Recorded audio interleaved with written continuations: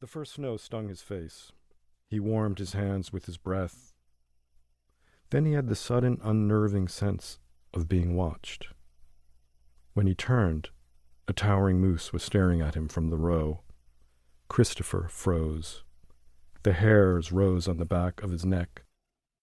The tall moose wobbled on thin legs a few yards away. She looked skeletal, sick, her bones jutting out beneath a ravaged hide. The moose were dying all over Blue Mountain that year, plagued by ticks kept alive by the warming winters. Christopher had seen their ruined carcasses crawling with ticks along the monastery roads. The calves and older cows succumbed first. This one looked ancient. She could barely stand. She stared at Christopher in the incipient snow, as if asking an unanswerable question. He crossed himself and stepped back. He'd leave the moose in peace in the orchard. Perhaps she'd make it through the storm.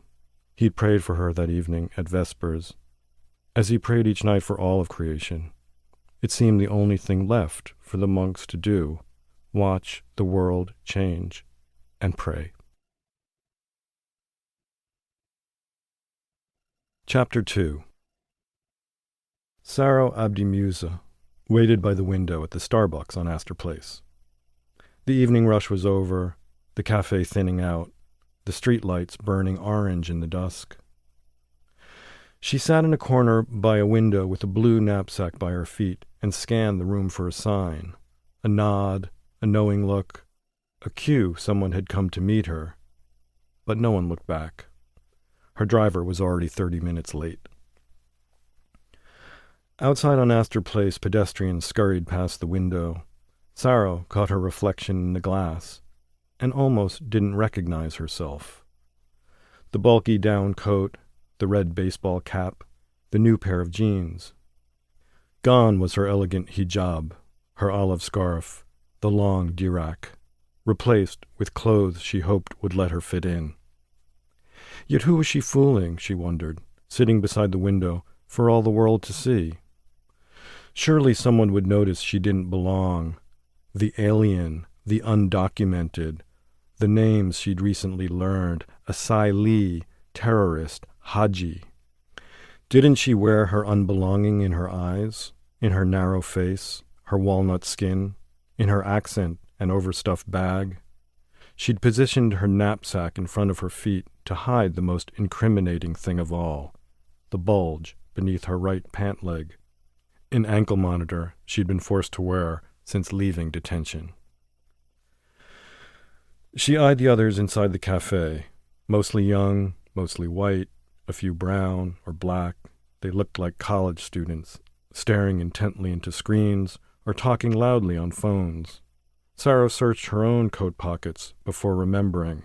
She'd scrubbed her messages and emails earlier, erased her contacts, removed the battery and SIM card, and packed her phone away. That was the plan. Hide everything. Carry nothing north. Leave no trace behind. Arrive on time inside the Starbucks cafe at Astor Place and await the driver, a white woman, an American whose name she didn't know, but who'd be wearing, the woman texted, a yellow-colored coat. Their drive would take 8 hours, depending on traffic and weather. They'd reach Canada before dawn, and sometime the next day, inshallah, Sahro would find herself in Toronto, at Fartumo and Ahmed's friend's apartment on Dixon Road. She'd memorized all the names and numbers. It was safer not to write anything down. The sanctuary people had coached her on the phone. She'd texted everyone earlier that afternoon. All was arranged, so why did she feel so anxious, so full of nameless dread?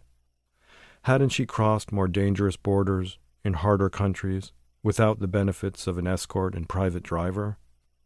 The sanctuary people were her safest option, everyone agreed. Most made it to Canada without a hitch.